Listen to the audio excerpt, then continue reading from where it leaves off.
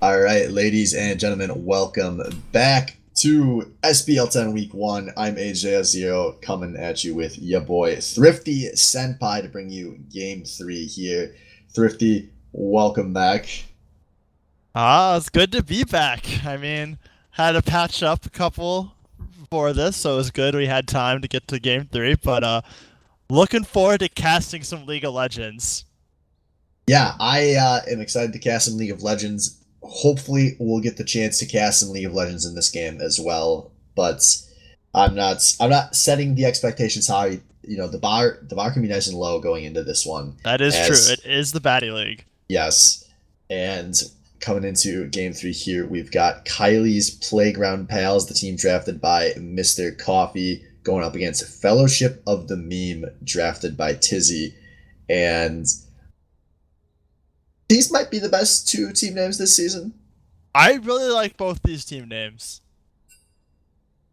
Yeah, especially Fellowship of the Meme, which good for them. That is going to be their one consolation prize this season because after we watch them play, I don't think they're going to have anything else to be commended for. I Oh, am not excited about this team.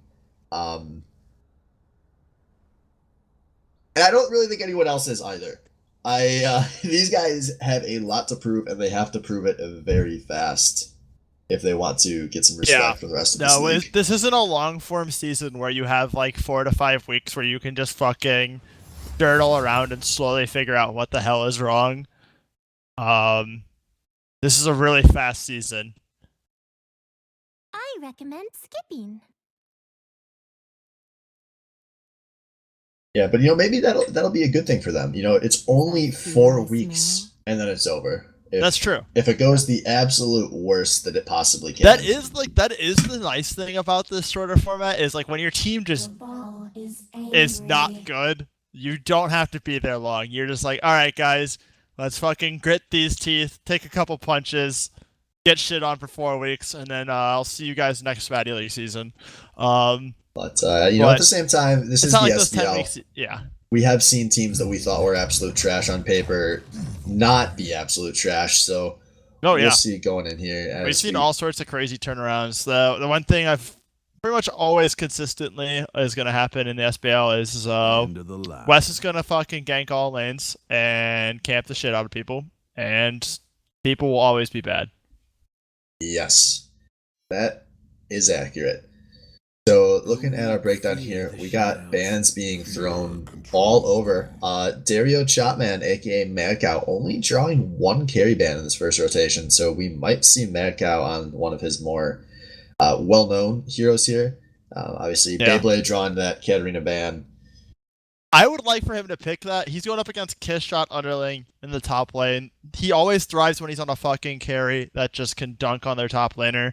I would like to see him pick it up in this first ban phase because we all know he wants to play something that's going to go real fucking big. Yeah, there's really no reason to push it off in this matchup, and there's a lot of pressure. I think there's a lot of pressure on Mad Cow this season. Actually, he was pretty underwhelming last split. In the top lane pool, it is not as strong as it has been in some prior seasons. So there's a lot of expectations on Mad Cow to not only be the best top laner in the league, but to be it by a mile. Yeah, it's gonna be real important to have him do well here. Like that is a core tenet of this team. A lot of these teams have big names, and a lot of these big names are showing up on each of them. So, being one of those diamond players, you gotta carry a lot of slack.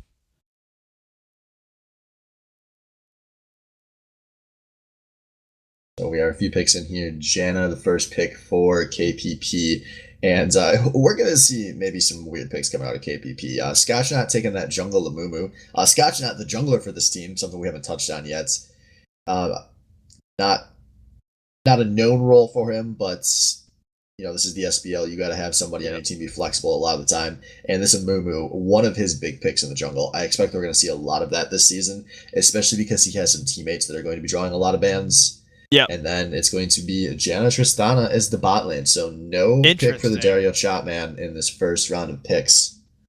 I personally don't really care for that too much because I mean, unless you're really trying to force to get the counter pick in one of the two lanes. But like the way the draft order is I don't know. I think that you should just get past the bans, go through and just force pick what you think is going to do well with this. Especially because I don't know, there doesn't seem to be a lot of too much consistent synergy right now going in this team. You have a Mumu and a Janna. I get that's probably champions that they're comfortable on, and that there is a draw to that. But they could easily have a very weak team comp based off of what goes here. And I imagine what will probably happen is that Sinister Beyblade is going to eat two bans here. Probably the Syndra and the Ari, if I had to guess. Yeah, but speaking of synergy, going over to Fellowship with the Meme, they've got the Lover's Lane secured alongside the SBL in the jungle, which, that seems like something Zach would pick. You ban his Graves, why not just pick the next AD carry in line? Yep. And I wouldn't be surprised. This seems like the kind of pick we would see a lot of in the SBL. Wait, so are you trying to say, is he an AD carry player who doesn't know how to lane, so he just puts him in the jungle? Hey, maybe it could be what he's going for. Maybe that's the secret. So I go. A lot of good AD carries, you don't want to lane against those guys. Oh, go ahead and pick up the Ari from him. That's also a decent solution here. Yeah. Now they get to pick their mid laner. They know their mid lane matchup, but yeah, a lot of the Beyblade champs taken away here. So curious to see where he goes. Obviously, this guy, total monster last season, proved himself to be much more than that Can Arena one trick. But I don't know if we've seen his pool get this focused yet in his baddie career. And he's going to be going with the Xerath. So there is something I have not seen in a long time. The Xerath Ari matchup, that kind of seems scary for the Xerath to me. Yeah. Yeah, it is. You definitely need to play it well. It's very, very skill dependent on the Ari though, more so than the Xerath, especially with his rework change. But essentially, there's a lot of room for the Ari to outplay the Xerath. So if Risquect can pull off some good Ari play, he can definitely make a solid run for this year. But Xerath is a champion I think can do extremely well in the baddie league, where some people have problems with initiating or making decisive calls, or you can just poke their bad players, because that's something that is really easy to do. It's like, hey, your bad players can't dodge a skill shot. Let's dunk them, and then they're just going to have to either come in at lower health or start the fight with 4v5. So yeah, Xerath is also one of the few mages where we see a lot of teams, if their worst players are their carries, they'll just have their carries play super, super safe in their own backline. And yes, Xerath is one of the mages that can safely harass somebody in their own backline. Exactly. I think Xerath is a very good pick for the baddie league. So I'm actually really excited to see how well he does here. He's got a lot of confidence going with the Ignite in that lane. That is 100% either that is a big dick play for the Xerath and Ari matchup, picking the Ignite. That is saying, I don't give a shit. I'm gonna fucking blow some people up. Well, he does give a shit because he does switch to the heal at the last second. There. I was gonna say, taking the Ignite there is almost at that point, that is disrespect. That is saying, you're not a threat to me. I don't actually need to worry about having a second defensive summoner, especially because Xerath is not a champion that always likes to get in range to use Ignite.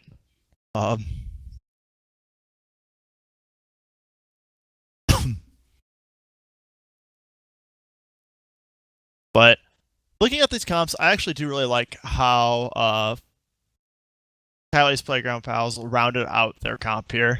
The Gnar and the Xerath fit this pretty well. The Janna gives them good. The Janna with the Trist gives them good sieging potential, and then the Amumu Gnar makes it kind of scary to go in on them and gives them good engage potential. Yeah, and one thing from the Janna pick we didn't talk about earlier, but when you're on a team with Mad Cow, you probably, regardless of what Mad Cow plays, the 1-4 is going to be in your playbook, and Janna can be a super useful champion if you're going to have top laner split pushing. Yeah, I just think Amumu is definitely not ideal in the 1-4, but it will work. It gives you the option to hard engage if they try to stick 2 on him. So this is definitely a serviceable comp, to say the least. Especially with they have some decent pick potential, but they're really gonna have to rely on a really solid Rakan play following up with the Galio to actually get a good team fight out of Fellowship of the Meme. The Xerath is definitely very comfortable outside of laning phase. I expect if we see Sinister Blade do well in lane against Risquect, to see him have a very good game here, based off comps alone. Also, are you still waiting for spectator delay? Yeah, none. Yep. Yeah, the client's a big fan of Team Nani, if I had to guess. Yep. Got them Knowles, baby. It wouldn't really be the SBL without spectator being broken, would it? Nah, man, that's just how we do. Baddies can get better, but the client doesn't.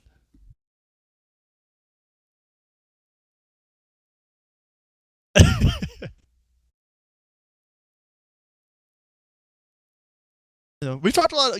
Obviously, I like to touch on the mid lane a lot, especially just because I've been away from the game. But is there anything else here that you're really excited to look out for? I think jungle's gonna be a really big point of contention, and obviously top. I think jungle is the two players where I think we came into this season with the most questions about both of them. Obviously, Scotch not known as a jungler, and a guy who every season I feel like we come away with a few more questions than we started the season with.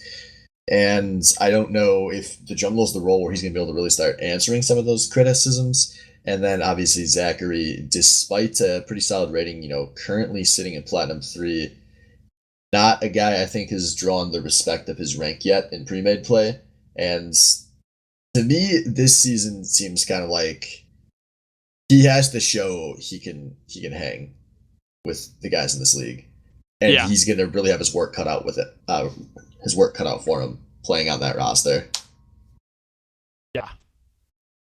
That's it is definitely a real big thing. As we've known plenty of times, translating your solo queue experience into pre-made can be quite a journey. Some people just aren't always. Some people aren't ready. We saw that a lot this first game actually, where top laners getting aggressive and Master Splinter just comes and just dunks you multiple times in a row, or your split pushing tactics just don't always work as well. I mean, we've seen players that have never translated their solo queue play into their premium. I mean, Wang obviously is at this point. We know who he is. Like, he's never lived up to some of the rankings he's achieved, and honestly, playstyle wise, Zach so far has seemed like a pretty apt comparison to Wang, where they're both guys where it almost feels like you're more afraid to have them go 4-0 than 0-0. Yeah. He definitely has had some good games. Just as Wang, that's a really apt comparison actually. Like, they both have had really good games where they've done a lot of work. But they've had a lot of games where they've gone off and they just seem lost of what to do with this lead in a pre-made environment where people actually try to play around it instead of just, the solo queue. I have a lead, let me slam my face into the enemy and win the game. Yeah, so looking like, I'm guessing that is a zone defense being pinged out by KPP here, while Fellowship of the Meme, not all running as one, but I don't think we're going to have any invades going on here as they are somewhat being scouted out. Although I stand corrected as we maybe just see a ward being dropped by Risquect on the minimap there. Whatever's going on is kind of awkward here. Definitely not planned ahead of time, but we're trying to make it work here. They want to see where he's starting. They want to try and catch pathing on this Amumu. But Amumu likes to start blue. He's got that mana constraints. We see pings going down. They think he's probably starting at the Stone Bros. Minions have spawned. Besides the Amumu starting at blue, pretty standard opening from Fellowship of the Meme here. I will give Scotch some credit, not going for the I have to start with my AD carry leashing that a lot of junglers seem to think is a necessity. So necessary. Anyone that watches professional play will know that you can be much more creative with your pathing than that. Yes. So, I like you, this Master choice a Splinter. lot. If you ever ask me for an 8 auto attack leash again. Yep. Something also to actually pay attention to while we're watching the jungle routes is just going to be very interesting to see Zachary how well he does on his auto spacing. Ezreal takes a lot less damage by kiting through the jungle, as I'm sure many of you are well aware. And we see him going for this red invade. One of the hallmark strengths of jungle Ezreal, just that early mobility. You get the blue and you can just jump all the walls. And with how long AD carry leashes go, you actually do... just long leashes are required in general in jungle currently, so you should have a very clear idea of where the enemy jungler starts based on which lane shows up late. Yep, exactly. Yep, see, Scotch is going to find out that that red is gone. Fortunately for Amumu, that is not, like, honestly, that's like one of his slowest clearing camps. He's got all that AoE clear. Not ideal to get your buff stolen away, but would be a lot worse. Different jungles and different champions. This could end up being a big deal for Zachary, though. The Ezreal with the red buff, probably the most useful jungler to have red buff on, and he's going to be able to time this out. So is real big. Yeah, he's going to have red buff for a long ass time. Gank here, though. He definitely has the potential, but it looks like gonna have a bad timing there. Not going to work out well.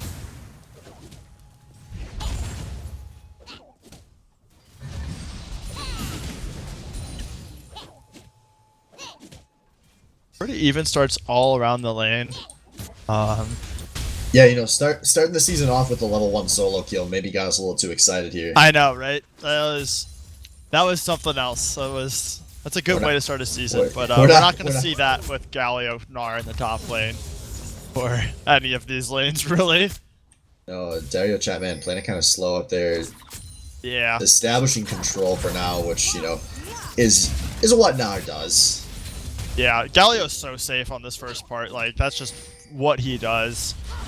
He's such an incredibly safe champion. I imagine we'll probably start to see a little more aggression out of him as he starts to slowly balloon the CS lead. But until then, aren't going to see too much. We're seeing some good poke coming out of Sinister Beyblade in this mid lane. Yeah, but he's pushing up a little more. Yeah, coming in on the flank here. They get the red buff slow, but the flash charm, a miss from Respect. Only a heal needed by Beyblade there. That's huge. If that charm would have hit, that would have been a kill for sure. Unfortunately, misaligned the skills. Traded flash for heal. At least it's a decent summon. It's like, at least you got a summoner out of it, but that's not the summoner trade you want to have. No, that Beyblade holding onto his flash is gigantic there because obviously Xerath without flash, a lot of danger. Like your priority in this matchup is you want to try to get the Xerath to burn flash free 6, and then if so, the Ahri just gets to completely run the lane. Like if Beyblade would have flash there and they got a kill, this lane would have been very, very rough. Zachary does come back into the lane, puts a lot of damage down on a Beyblade, but still the flash is out. And while we're looking at the top lane here, I'm actually very impressed with Kishot Underling. He's steadily improved this stuff each season, and this is a matchup I would expect to be going worse for him by this point, but he is holding dead even on CS in this top lane against Mad Cow's Gnar. Yeah, no, that's the big thing. The CS is like the really impressive thing here. He's going to be down a little bit after like these waves equal out, but he's using the Galio well. That's a useful tool to have.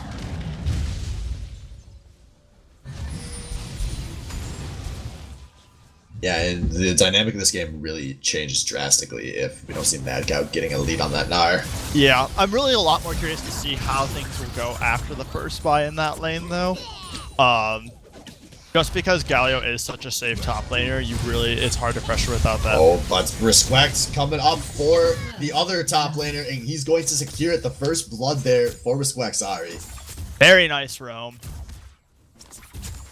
He hit 6 and immediately booked it up there. Something we haven't seen too much of in the SBL this year, but you know, it's only the first week.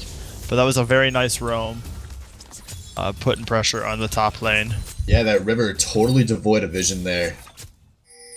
And I think a lot of Gnar players, they always feel like they can just play their way out of any gank. Probably thinking like, hey, the Ezreal's not going to come in with any hard CC, so like, what do I have to worry about? Well, the Ahri, that's what you got to worry about, my man. Yeah. I was gonna say he sees Gal. He thinks Galio Ezreal, and he's like, "Oh, that's not too scary." But Galio are a bit more scary when it comes for the gank. That was a really good awareness out of Respect, choosing to roam there instead of taking what could have been an easy free back, and well rewarded for it. Meanwhile, in this bot lane, something we haven't really touched on much yet, Condemned Set's getting himself to a pretty big CS lead, up 2 waves currently.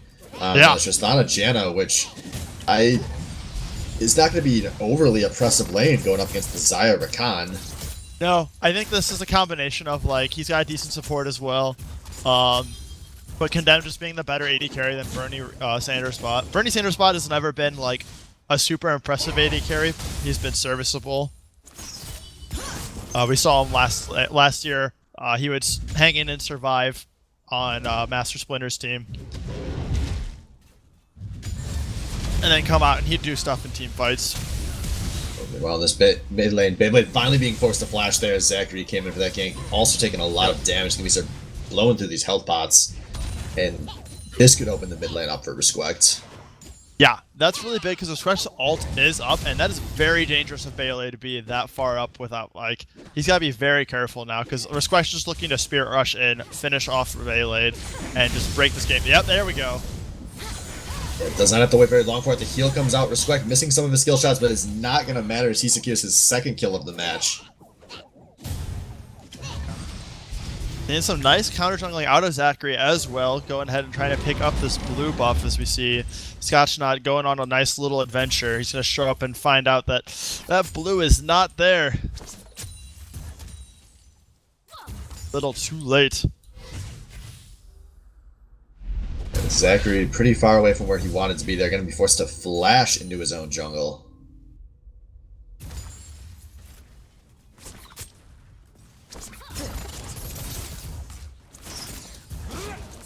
As these junglers looking like they might be contesting over some vision or a Rift Scuttler, but must not be going at it too hard.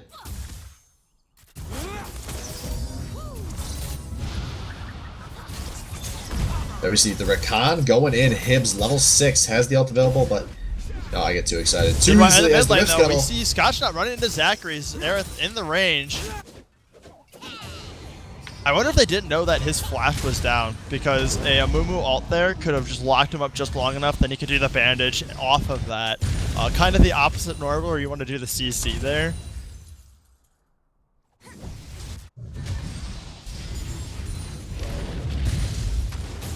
But sure, it was definitely a bit of a scare. A little timid playing in a new role here. Yeah. No, it's just how it goes though.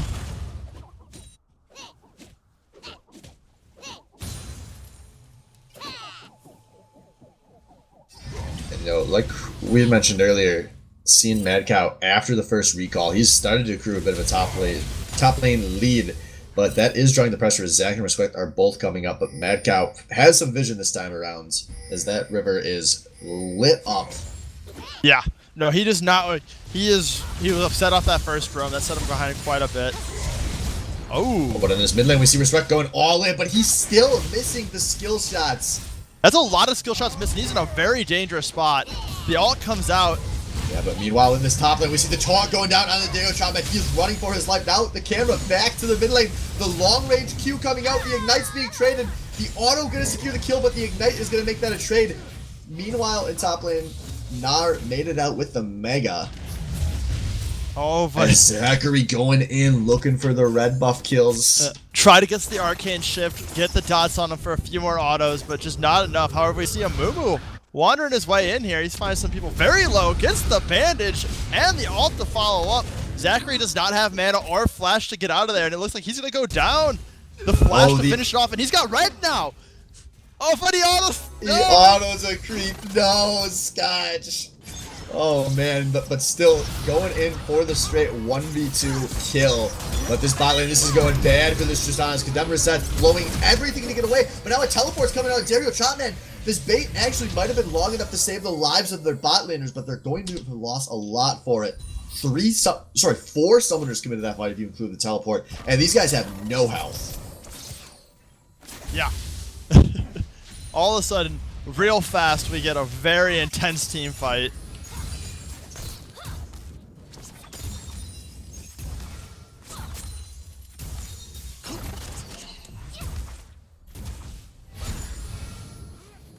So as we're slowing down for a second here, Respect's in at 3-1-0 on the Ari. You know, despite all the micro mistakes we've been able to catch, he is sitting in a very good spot this game, which Yes.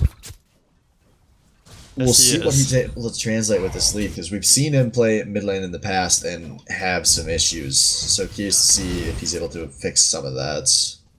Yeah, no, and he's getting his power spike here. He's got the complete Morellonomicon now. Also, we see Rift Herald going over. Scotch not soloing that up off camera.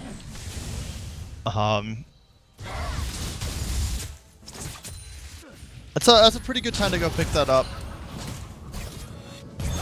Meanwhile, in this bot lane, the Rakan jumping in. Gabe O'Neill drawing the final summoner out of this bot lane, but is not enough. Bernie Sanders bot securing his first kill of the game. Yep. Both Hibs playing a really solid game with the aggressive Rakan here. And now we see 4 men onto the bot. They want this Tristana dead. Oh, Condemn resets. You're a long way from almost. Respect still misses all of his skill shots, and it costs him another kill. That was painful to watch. Like, he ulted through and he pushed, like, he ulted past Tristana, so the Q return didn't have a chance to even hit him. But now we're seeing a nice base race. We got the bottom, 3 men on the bottom. Zachary coming to mid to try and stop the uninterrupted Rift Herald, as he's going to fully take this mid tower. Yeah, this is a gigantic creep wave. They're going to keep going onto this tier 2 Yeah, if they're and smart, all and it back. looks like they are. They might be able to get a second tower here. Oh, that's a lot of CC. Go down to the SBL. He gets lit up. Beyblade with his second kill of the match, and now the Rift Herald chunking away at this mid tier 2. This is a big series of plays for Kylie's Playground pals. Yeah, that's 2 towers. Like, this was looking so good for Fellowship of the Meme off that bot push, and the Rift Herald just ruined it, turned it all around. Hibbs wants to equalize this. He's flashing forward, drops an ult onto the Beyblade, but it only forces a flash trade. Yeah. Oh, God. That trade, that bot play, like, Respect, this has been a very mixed game. He's had some really good plays, and he's had some really bad plays. Rolling the dice, he's getting lots of 1s and 20s. His shot looking... Yeah, trying to get bullied here. Hitting that legendary Ninja Tabby Phage power spike on the Gnar. Yep, but Gnar's gonna find himself in a world of trouble here real quick. Yeah, Zachary coming in. Respect not far behind. How many skill shots can the Ari miss? It's not gonna matter, as there is no making it out of that one for the Gnar. Yep. Zachary He got the first return kill. on that one. He got half a skill shot missed. Got the more important half to hit. The forced recall on Dario Chapman is going to get him his black cleaver, so he should still be able to bully up in this top The lane. forced recall. But yeah, they need to. Fellowship of the Meme, though, does need to watch their minion wave management. They have a very large wave starting to build up in the mid lane. Fortunately, it's going to crash like right outside, but. Yeah, and one thing we didn't... one thing worth talking about composition-wise, it's really rough for an Ahri to lose 2 tiers in the mid lane this early, because it's going to be so hard for the Ahri to pull off those roaming plays now. Yeah, no, because like she has to push up really far in order to be able to roam, and the Xerath can just like wipe the waves back, and if you don't be careful, like you'll just have minion waves all the way back there, which really fucks with how long you have to run to go to get stuff. Like, you never want to run back to your inhibitor turret to go farm a wave at 15 minutes. Yeah, so a pretty wide open playbook for KPP here. Yep. As Looks see like we have Scotch Scotch coming in. No gank though. Does Zaya and Rakan make kissy noises when Rakan jumped to Zaya there? I didn't hear it, but I would not doubt it. That sounds like something that would be in this game. You know, this game is just getting too sexual. We got bot lanes making kizzy noises. We got Eve being Eve. Where do we draw the line? Did you know that Evelyn calls Ari a skank when she taunts her now? Really? Yes. That's hilarious.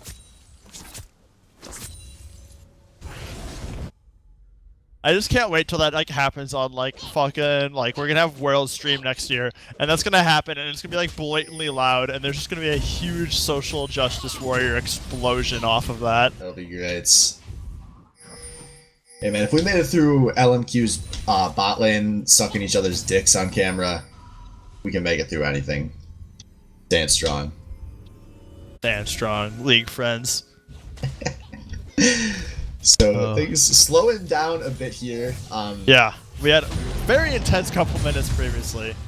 I'm really disappointed in KPP right now. They haven't really done anything to push their vision line forward. Oh, that Bush has got a fox in it. Even Respect couldn't miss those easy skill shots as Kishot diving forward, going for the flash taunt onto the Chopman, but he's still in Nar. Gonna flash towards the blast cone, but Respect gets the charm. The Ignite is gonna finish him off, and Respect gets a 4th kill of the game. That was nice. Really nice plays. Something to notice, they did burn 2 flashes for it, but they got the kill, which is going to let them do a lot of damage, if not take this top lane tower.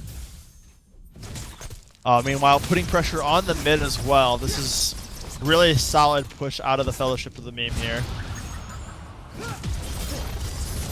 Yeah, and this would be big to equalize some of that turret pressure, as it would open the Respect playbook back up. That should have been a little harder to pull off there, but the vision was just not good. Yeah. KPP. There's really no excuse to not have deep vision. He was tanky enough that like he should not have died to a gank like that, but he literally walked in, like face to face with the person who was coming to gank him. Really risky when you know that like your push just got pinked there, 20 seconds ago. But fortunately for KPP, not going to be punished by that play with anything more than the death. Oh yeah, that is. I mean, they somehow hung on to that mid lane tower, took a lot of damage there. Something to go on to touch about though here. Something I would have never expected coming into this game at 20 minutes. Mad Cow 0-3-0 and only 15 CS up on Kishot underling. Yeah, Mad Cow 0-3-0, but somehow still at a slight gold lead. I don't know. Maybe we see him back on one of the Juggernauts next week. Yeah, we'll as this see. Not experiments maybe not going according to plan. Yeah. Also, Mumu doing pretty solid, has a good lead over here. And yeah, but we see Respect is up in this top lane. Up in his favorite lane, top lane. So we've seen a lot of him up there, putting quite a bit of pressure, keeping Mad Cow cautious. Yeah, we're still not seeing any proper vision being placed forward here by KPP. There are so many ways to play the situation out, but they're going for the blind ult, Q ult out of Scotchknot, and Ari gonna give us the death moans there.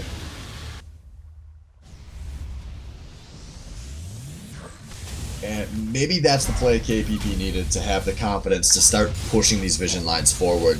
I mean, pick off the person with 2/3 of your team, the enemy team's kill and most of their gold. Yep, that's a good way to start getting it going, looking for a few more picks. And now we can see what the Xerath does, laying out lots of poke. Yeah, we got Dario Chopman forced to recall at a kiss shot in the top lane, so this should be free damage on the top lane turrets while we see these four just keeping the lane pushed here in the mid lane. Yeah, that top lane turret, pretty fresh, honestly. Like, it was above 3k before Mad Cow got to it. But with everyone rotating up here, they should be able to pick it off and add another tower to their repertoire. Oh, Zachary, you come to the wrong neighborhood! This jungle's dark and full of danger! Gotch picking up his 3rd kill, and Kishot gonna need to be careful here. He's trying to play like a tank, but you maybe want to play like a armored motorbike or something instead, because these guys will fuck you up if you come in. Yeah. Oh god, that was nice. Just long range shot out of Sinister Beyblade, all the follow-up. Didn't see Ezreal there for more than a moment. And that's going to let this push keep on going strong. Yeah, these guys... Lots of poke. Yeah, not only do they have lots of poke, but they can quickly put down nice chunks onto that tower as well with the Tristana and the Gnar. As the Ezreal coming out for a wave, they're going to hit quite a few members of KPP there. But, oh jeez, these guys are getting so low. Here comes the Xerath ult, and Bernie Sanders would not have won that play. As the siege continues. Yep. Let's say this is what we were talking about earlier with the Xerath.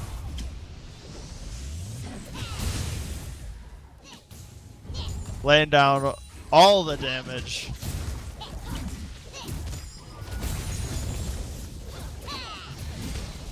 Ooh. Now the Nar's went in on the poke party as well, freeing up this tower for his team to hammer, and the Tristana just does what Tristana does best, taking towers. Yeah, that was a fantastic zoning by the 0-3 Nar. All of Fellowship of the Meme off that one out. Respect going for the big play. He putting down a lot of AoE damage on this backline, but he is knocked against the wall and he goes down. No more damage to follow, but a lot of summoners being burned on this retreat by KPP. But I don't think it's gonna matter as a lot of health bars are being burned out of the Fellowship of the Meme, and somehow there's only going to be one death in this fight. Excellent reaction from Dario Chapman right there. This second, he had Gnar ult. He immediately just slammed Respect back right after he got an excellent charm on the Xerath. What went from being a really nice engage just immediately got turned around and he just got burnt for it.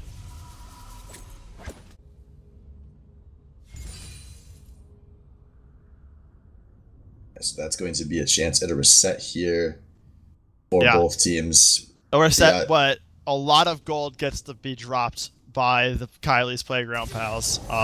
They had 2 towers and quite a few kills there.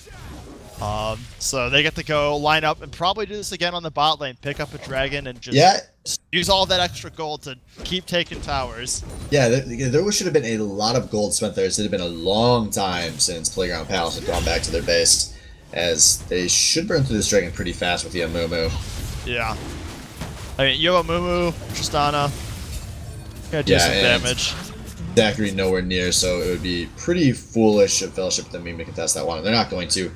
Now KPP rotating down to this bot lane, and watch on your minimap, there are a lot of red team recalls coming out right now, and they're all going to be canceled, but Fellowship of the Meme still will be without their jungler in this fight if something breaks out. Both Ahri and Hips very low already. Oh, and Scott's going deep, drops the Curse of the Sand Mummy on the 2 opposing carries. Hips goes down very fast. Bernie Sanders bot in a lot of danger here as Dario Chapman finds a second kill. Kishot now trapped between a hard place and a hard place as we see Respect coming in trying to force something, not gonna find it in a barely clean 0 for 4. Everyone goes down with Zachary on the far side of the map. 3 kills for Dario Chapman. He chooses to recall. Got the Ezreal ult coming through, trying to do stuff, but you know, we got Jen ult. We don't give a shit. You're doing nothing here, Ezreal. You're 1 in 3. We got all sorts of shit. Yeah, easy 2 turrets taken by Kylie's Playground pals, who are starting to balloon this into a pretty sizable lead. Yeah, no, this game has changed quite quickly in the last 5-6 minutes. Yeah, and actually, right like earlier, I was saying almost coming up on 19 minutes. We have an 0-3 Gnar mad cow, 0-3-0, 3-3-2 right now. Yeah, it took a while for KPP to really push their lines of control forward, but once they finally did it, they choked out so much from Fellowship of the Meme. And we saw Fellowship of the Meme all game playing pretty aggressively in some areas where they maybe didn't have full vision. And now it finally catches them going for a greedy hold. Scotch immediately pulls the trigger where a lot of teams in the SBL wouldn't have. Yeah, phenomenal, like just banish and just alt follow up instantly, just no hesitation. There's like, we got this fight, we're gonna fucking smash them. It's a 4v5 and we're big. We'll dive. And thus they fucking smashed them. Looks like Baron's on the playbook now. People trying to establish some vision for it. Battle for the crab. That's gonna go over. Yeah, Hibs going in Hibs gonna get the knockup on 2 people, but we'll see how much follow-up action Dario comes Chapman through. doing so much damage on this flank. Takes out half the health from Respect. And he is getting close to the Mega Nars. It looks like KPP could push this forward, but Scott's gonna go very wide with that bandage toss. I think this is ultimately going to be disengaged in both directions. Yep, but yeah, both teams do quite a bit of stuff there, but nothing actually going to stick around enough. That is definitely a problem with the Galio in this comp, is like the only thing you have to follow up is the Rakan. snare, really. Like, that's the only, like, big AoE CC you have for the Galio to come and smash in on. So you have to really rely on them to come in for the Galio ult to do anything too big. Now that I actually mentioned it, I think that was the first time I've seen the Galio ult all game. Yeah, actually, there hasn't been a whole lot of presence in these fights with Kisha. They haven't really used the Galio the way we're used to seeing Galio used. Something that I was mentioning, like I meant to touch on a little more earlier, is like this isn't a team that really utilizes the Galio super well. Yeah, I mean, sure, it's fine for your laning. It can split push against the Gnar, but... Now watch, there are big waves coming from both of these sides, so if this turns into a long siege here for KPP, they're in a good position to keep it up. Yeah, that top lane is absolutely massive. It has it has about 4 waves worth of casters and a cannon minion. So it's going to go quite the distance if someone doesn't deal with it. Another Ezreal coming out, only going to clip Condemn resets Tristana there. Yeah. Doesn't have too much vamp besides the Doran, so I mean the little bit of damage might stick, but nothing too solid there. Yeah, no, Hib's going to be scouted out by Scotch there on the flank, forced out before he has a chance to go for a big side engage. As this top lane is about to crash. Here we go, Hib's coming in. They put a lot of damage down on the Xerath, but the Xerath has walked out. And a lot of low health bars though. Scotch turning things around with the Curse of the Sand Mummy though. Respect's gonna be the first to fall. And now it's looking like KPP are gonna be tossed to the board. Xerath chucking in bombs from a long way away. Hib's flashed in trying to disrupt things, but he's gonna go down for it. Everyone's so low as Scotch is going 3 behind their inhibitor turret here. This could be 2 turrets. Like, that top wave, massive. Yeah, this is dangerous though because KPP did stick around in the mid lane. They gave the 3 of the Fellowship a chance to heal, and now they are splitting bodies, going for this is greedy. Down goes top turret, but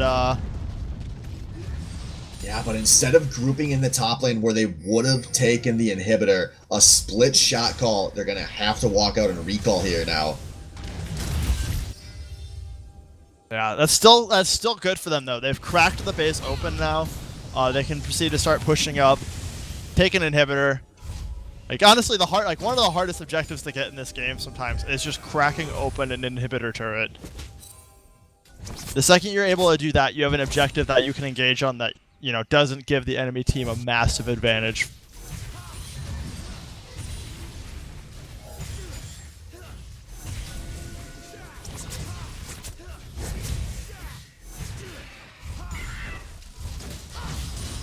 Yeah.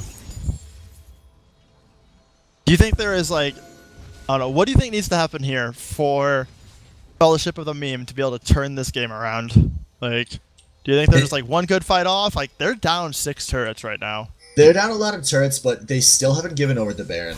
They're one big fight away from potentially something huge happening with Baron in a double 80 carry comp. And this could maybe be the pick, as this is Scotch buying time for his teammates to get there. He has the Curse of the Sand Mummy if he decides to use it. And here we go, the teleport coming in, a big Curse of the Sand Mummy. Rakan goes down very early in this fight, and KPP are pushing this forward. Kishot not going to be down alive for long, as Respect now ulting away, and that was not what the Fellowship needed. No.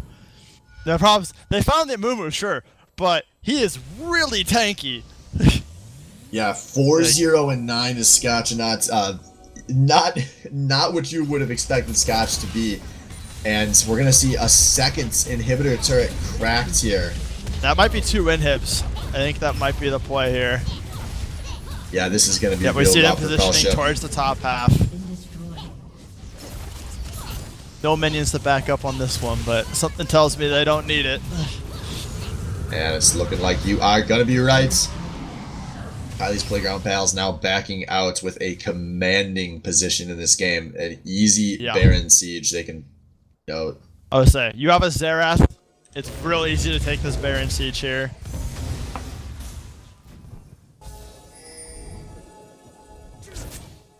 Get some vision set up.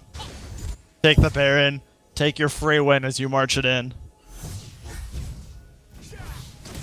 Yeah, and Fellowship, that means they're not wasting any time because they don't have time to waste. Yeah, they're on a tight clock here as the supers start to build up and will make their way in. Now Scotch going deep, but Hibbs trying to go for a play on the flank, dropping the Rakan off. Now here comes the Galio, who gets a few knocked off, but he has damage nowhere near him as they have been zoned out of this fight so hard. Kishot gonna join Hibbs beyond the grave here, and I think we're gonna see Kylie's Playground Pals just walking into the base. There are no tanks available to defend this Nexus, as Zachary being caught out. Bernie Sanders bot going down as well, and now it's just Respect needing a miracle to save this one. I don't think he's going to be able to find it. No. And that is going to be the game. Really, really solid play out of Carly's Playground Pals. A little bit of a shaky start, expecting a lot of good plays, but come mid-game, they turned it around really quickly and made a very dominant win overall. Yeah, and they're getting some good score lines out of some places that we didn't expect. You know, I think Scotch may be the star of that game. The 6-0-10 Scotch looked on really the good. I definitely want to talk to Scotch. Yeah, I was thinking that was the like, logical candidate, is pull yeah. Scotch in here for this one. Yeah. Definitely not the person I would have expected to be saying, I want to talk to this man over everyone else on this winning team. Like, if this was the winning team, he probably would not have been my, like, yeah, probably I'm going to guess it's going to be Scotch, but he fucking earned it. That was real solid. User joined your channel. Hello, hello. And there is the man himself, Scotch O'Naught, coming in off a massive, massive game on the Amumu. Scotch, you really made the Amumu look easy that game, was it? I mean, they started off really hot, and it's the problem is, like, the first game of the season, everybody's kind of nervous. They're making all the early game plays, so it was just, you know, like, calm down, dial it in. We should be fine.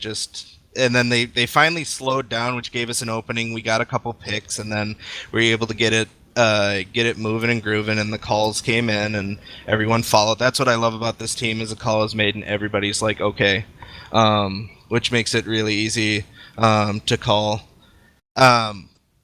And everybody did really good. Brandon didn't get tilted getting camped by frickin' everybody and their grandma top, so that was really nice having that. And then Beyblade playing Xerath for the first time in the SBL didn't get nervous, so that was good. And then Condemn and Gabe had a really nice CS lead, I think, for the majority of that early game, which translated well into the mid game, and then we were able to just out-rotate and objective them.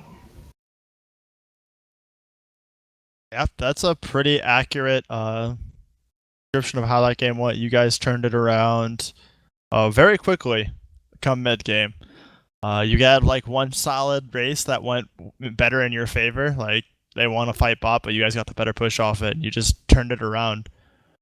It was real solid, really impressive. So, yeah. are you going to get the Amumu ever again? Is that going to be like the new thing? We got a ban Scotch as Amumu?